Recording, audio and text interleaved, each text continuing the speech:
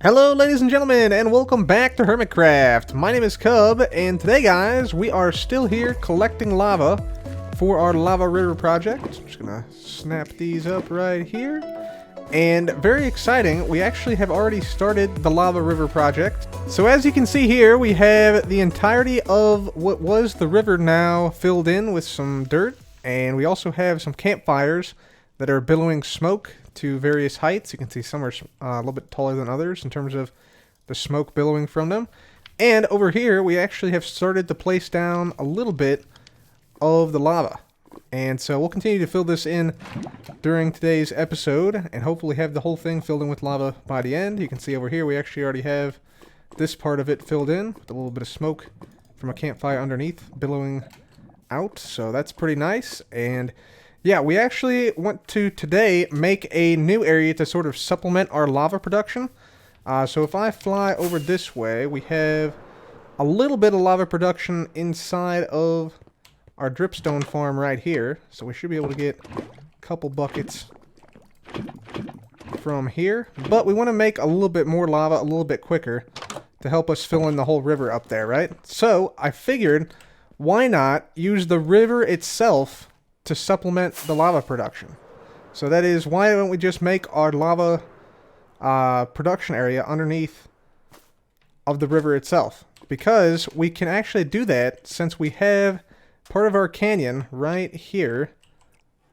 This part is like directly adjacent to the river. So we can just simply like dig a cavern through here to the lava river and then put some dripstone and some cauldrons underneath there. So that's the first thing we're going to do today. We're going to come on over here, dig underneath the lava river, and effectively use the river to aid our lava production. So let me go ahead and dig in here, and I'll be back.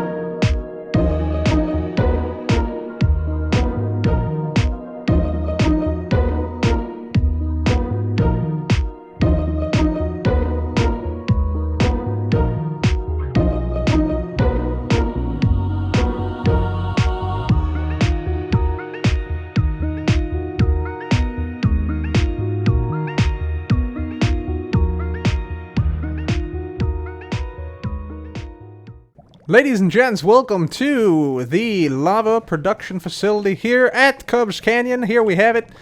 Cauldrons for days, filled to the brim with molten hot lava. Gotta be a little careful you don't fall in here, although it's kind of tough. You actually have to like try to fall in. So yeah, you can like, even if I go like diagonally here, I probably won't. Oh, I did fall in. I did fall in. Cancel that, ladies and gentlemen. You can sometimes fall in if you're not careful. Do not traverse these diagonally. Do not pass go. Do not collect $200. Yeah, okay, so don't do that. Please don't die. Please. Oh, God. Okay. Whew. That was a close one. That was a close one. Okay, there we go. But, yeah, for the most part, it's generally safe as long as you're traveling, like, laterally along the lines here. So that's how we're going to get across this giant grid of lava cauldrons. Around the area, you can see we also have some shroom lights providing some nice lighting. We got the crimson down on the crimson nilium down on the floor. We got the the roots and stuff. We got the mushrooms as well. We got some cracked deep slate bricks all the way around the outside here. We also put down this really cool design with the dead coral here. These are brain dead coral along the side here. That's not a joke. That's actually what they're called.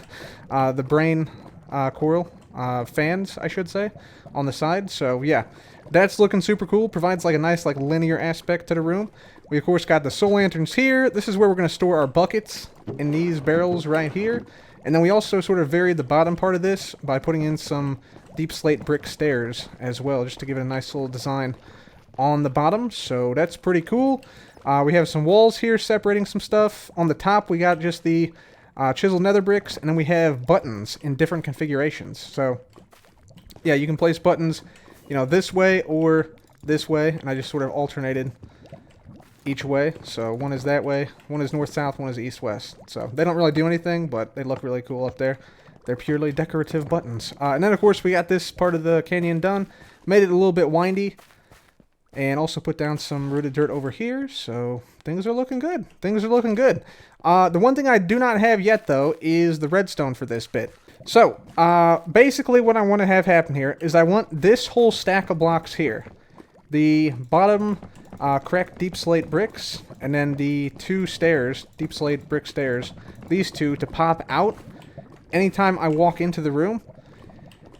And then I want this dispenser to light the top stair on fire. And then since we have fire tick off on Hermitcraft, this will remain lit for the entirety of the time we're in the room. Then when we leave, it should retract everything, and yeah, the flames will go out because there'll be no block for the flame to sit on. So that's what we're going to try and do right here. So let me show you in principle how this thing will work. We do got to be careful though, because there is in fact, you know, lava above here, above us. But let's just see if we can get this going here. So we will dig in here, dig up a few blocks. Okay, there we are. And then this next one I think is the one with lava. So let's just be a little careful here. Alright, so if we dig this out, take this out, dig a little bit through here, like so. And let's see, we probably want to just make a somewhat big space here, I guess. This should work. Okay, very good. Right, so let's get this. We'll get some repeaters, comparators. Let's get a, I guess we'll get a pressure plate too. We'll get a crimson pressure plate or two, or three. There we go. So let's lay the pressure plates across here. We're probably going to change these because they're not fitting in with this pathway, so maybe we'll make them spruce or something, or oak wood or something like that. But for now, they're fine. We just need a pressure plate. And then, let's see, we're going to need some pistons here that are going to push the entire stack out. So, like this. And then we need to power this somehow. So let's grab some stone bricks. 2 blocks like this. Redstone torch here. And then this dust should extend the entire thing out. Yes, perfect. Okay, we're almost there. Believe it or not. Alright, so then we just need to power the top bit with a flint and steel in there. And I should have a flint and steel in my utilities box, or at least I usually do. Yes, very good. So we'll put this in here. And we just need this to light on a delay, because we want to make sure the blocks are there first before this is actually lit. So that's why we have to have it on a bit of a delay. And you know what we should probably do? We should probably have this be a slab to prevent it from bud powering the pistons. So do like this, and then up we go. Okay, and then dust, and then like I said, we'll need a little bit of a delay here, so let's just do 2 ticks, and you heard it flyer. Yes, okay, perfect. So then whenever we put a signal now into here, so let's say we now attach a T flip-flop like this. Okay, it's off. It's on, and then it lights. Sweet! Alright, that's pretty much it. So now we just hook up the pressure plates to a T flip-flop so it can turn on and off like this. Like that without the use of the lever. But that is the whole thing working there, except for the T flip-flop, which is going to be attached to these pressure plates. So just a little bit more redstone, and this thing is now complete. So if we get out here, we'll put down our cracked deep slate blocks, and yeah, you can see when we're in the room, we have this design right here, and then we leave the room, and the pillars all retract super quickly, fire is extinguished, and then when we come back, bada boom, fire comes back, which I think is pretty cool. I think it's a really neat little feature we got going on here. Alright guys, so coming back to this room here now, we got everything all set. There's our fire going in, and up here, yeah, we got ourselves a bunch of buckets put in here, so we can fill all these up, and then we also have some shulker boxes here, some of which I've already filled up with a couple lava buckets, and yeah, we have more shulker boxes here. I'm also going to put this one here, just like so. So yeah, now we can harvest all of these lava sources. There are, I think, let's see, it's 8 blocks by 19, so just shy of 200 or so lava sources here, so not too shabby. That should help us out quite a bit to fill up the river up there. So let's go ahead and actually do that right now. Let's grab a bunch of these. We'll grab a bunch of these shulker boxes, and let's start filling up these buckets with lava and filling up the river up there.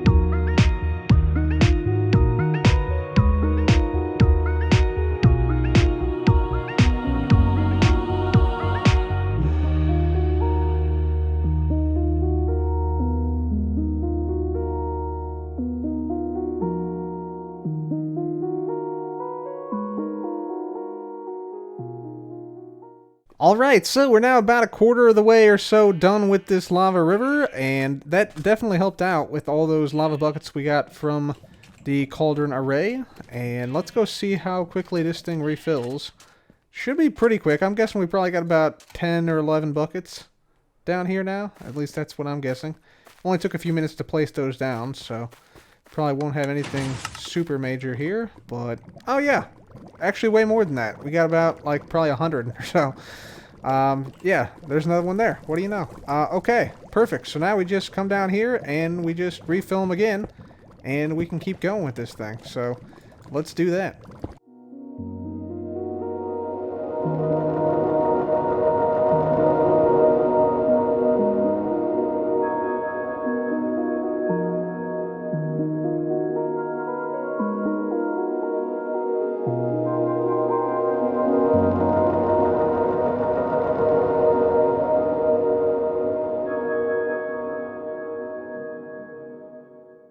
So we filled in a bit more of the river up there, and we're going to wait until even more of this fills up to go again, and yeah, we'll keep doing that throughout today's episode.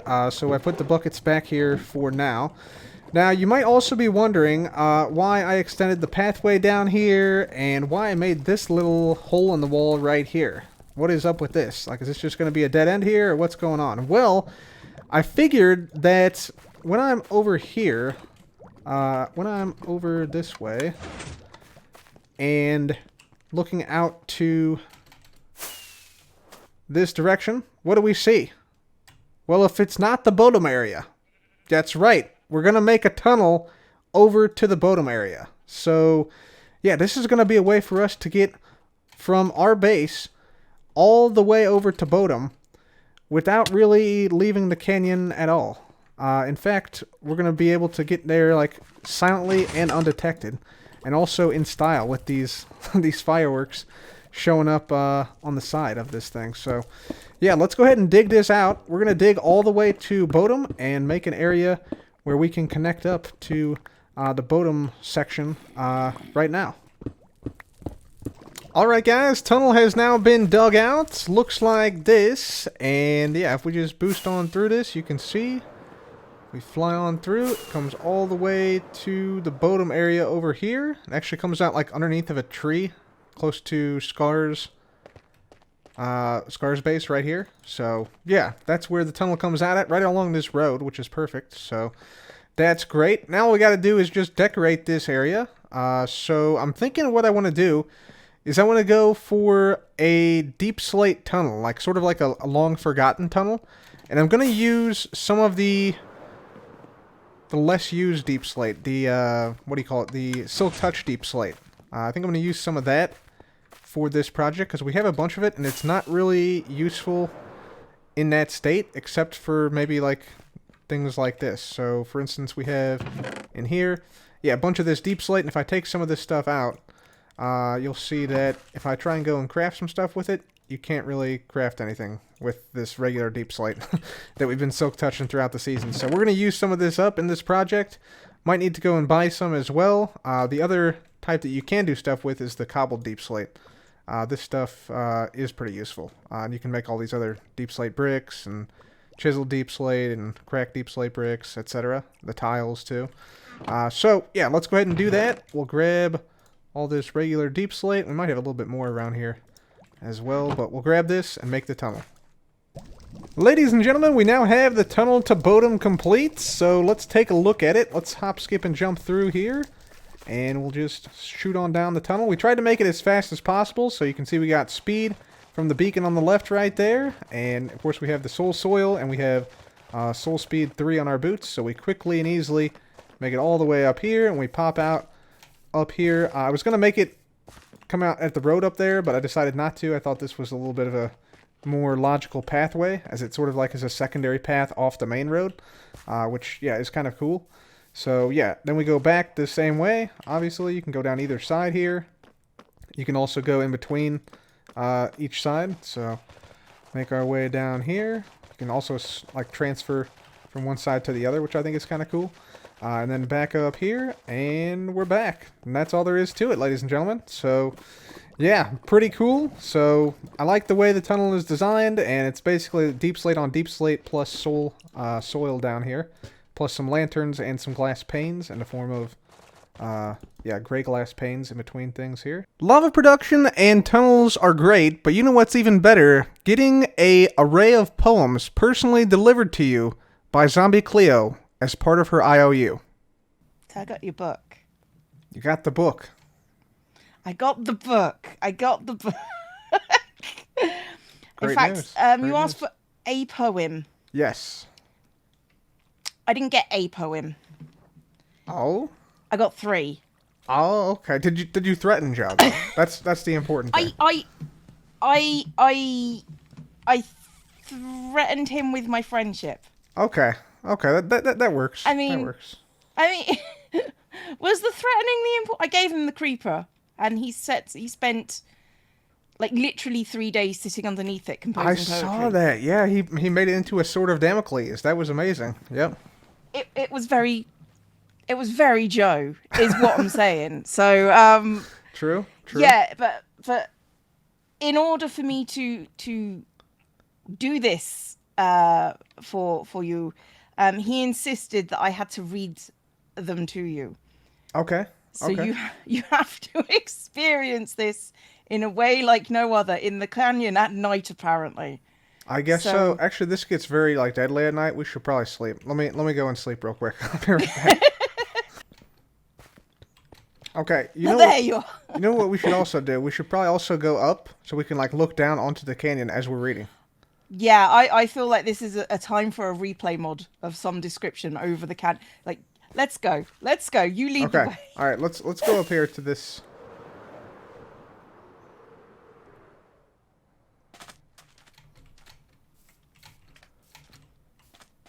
Okay. I think here's a good point. Let me just put down a thing here. One sec. Let me grab this. Okay, we'll put one here. And actually, I'll tell you what. We'll do this. We'll do... I'm not sure what you're doing, but I'm now very concerned.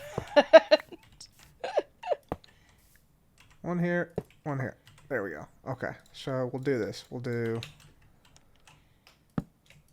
need to have seats, right? Nobody ever read poetry standing up. So... I mean, except for every poetry event I've ever met. But sure. Yeah, that's fine. Proper seats. Here we go. This one. Proper seat. And then let me put down a thing here. There we go. Okay. Beautiful. Okay. It's wonderful. The scenery, mwah, Ready majestic. to go. Right, now, Cub, I don't know what you expected from Joe, but I'm pretty sure it wasn't any of this. Okay. So, I'm going to start reading the first of the 3 poems, and you can tell me to stop at any time. Okay. Like, we'll discuss the poetry, because that's the important thing. Okay. Now, have you ever seen Fear and Loathing in Las Vegas? I have seen parts of it, but not the entire movie. Okay, so you should get the essence of what's going on in this poem then. Okay, I'm ready. This one is called Lower Jaw. At some point, I lost my appetite. I still eat. I have to. We all have to eat. I eat food or order it made, and it waits briefly on a plate of some sort or another. But it's never a meal. It's self-medication. Treating the symptoms: dizziness, poor coordination, lack of concentration, lack of focus. But the canyon.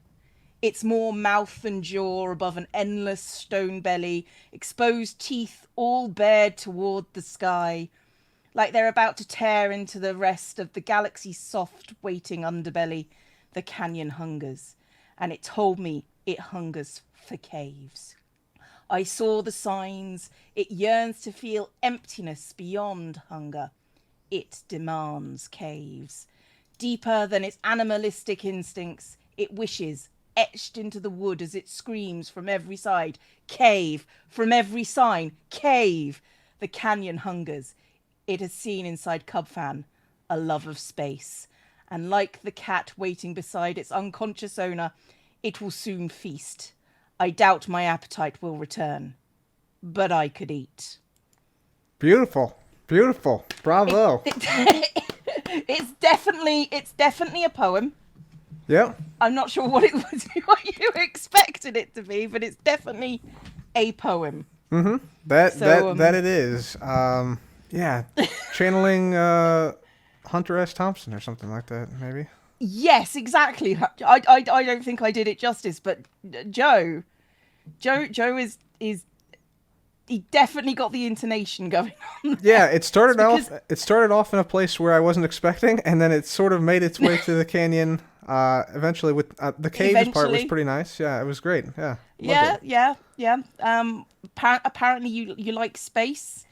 I'm not sure about that. It's a metaphor of something. I'm just not sure what. Yeah, it was good though. It was good. I liked it. The second poem, from what I remember, is more bouncy and light-hearted and probably more, I think, what you expected of Joe. Okay. All right. Let's hear it. Let's hear it. A little bit of a different pace, I guess. Yeah. Still a bit dark. Not gonna lie. Still a bit dark. Okay. Cub's Canyon starts at the sea, but my dad says it's where I will end if I'm a little bit careless, flying while texting my friends. The creek bed will shatter my shin bones. The dripstone will spike through my lungs. My elytra will land on a cactus, and my woes haven't even begun. My sword will be lost in dead coral. My shovel on sand may despawn. And when I return for my derp coin, its value will likely be gone. But that is not all, gentle listener. My father's warning forebode. If I die texting and flying, I won't just lose my items alone. My dad said if I'm dead in Cub's Canyon, he's taking my phone. Nice one. Yeah, that was pretty clever. That's more Seussian, I feel, but not quite. He did describe it to me, but then it's Joe. I stopped listening. It's kind of a nice little roller coaster pace on that one. Just kind of like da da da da da da da da da da da da.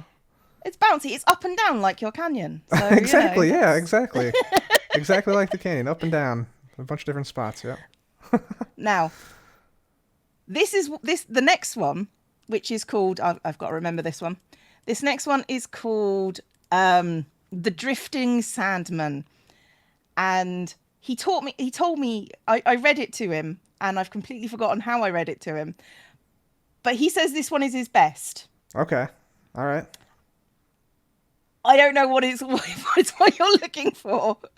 But Okay. we'll see. Well, yeah, just give it a shot, and we'll see. We'll right. figure it out along the way. What's it called again? The Drifting Sandman. Ooh, good title. Okay. I know. Hear it. Let's hear it. I can cup my... It's a very dirgy sort of poem, so we'll see how it goes. Okay. The Drifting Sandman. I can cup my hands and lift red sands and let them fall toward the orange powder below. Bouncing off crystals and cacti as they flow, I lean over once more and scoop such iron-rich silicate, dropping it between my fingertips. As I stride along the canyon's lip, the wind rippling and lifting it, before it drifts down to the dry creek bed below, meeting its raw ferocity with the gentleness of powdered snow. The gorge meanders a ways across a continent unnamed, and I meander with it. I age and my joints creak as I gaze up at petrified trees, and I want to rest when the moon next rises.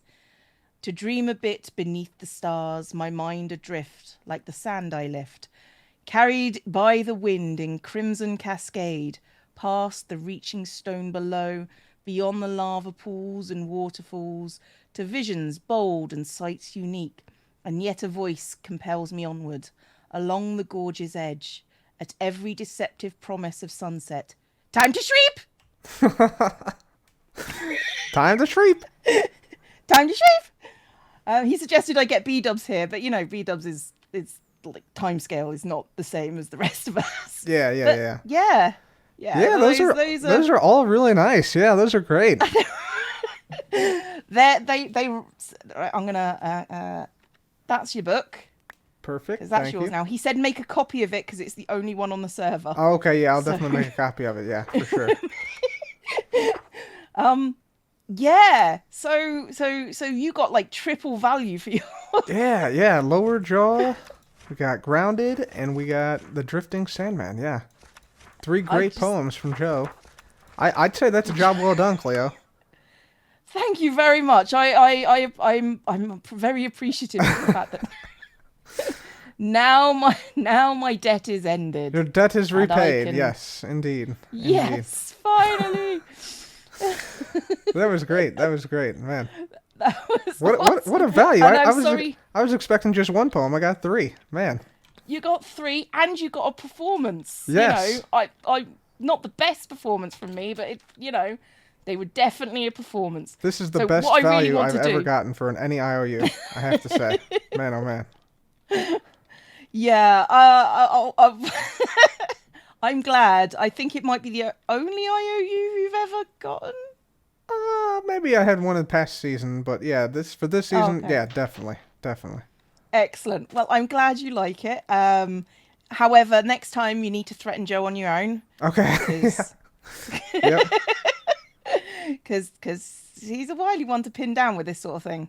So, I'm going to take my leave now and leave you to your 3 multitudinous poems. Yes, indeed. All right. Well, thanks, Cleo. Appreciate it.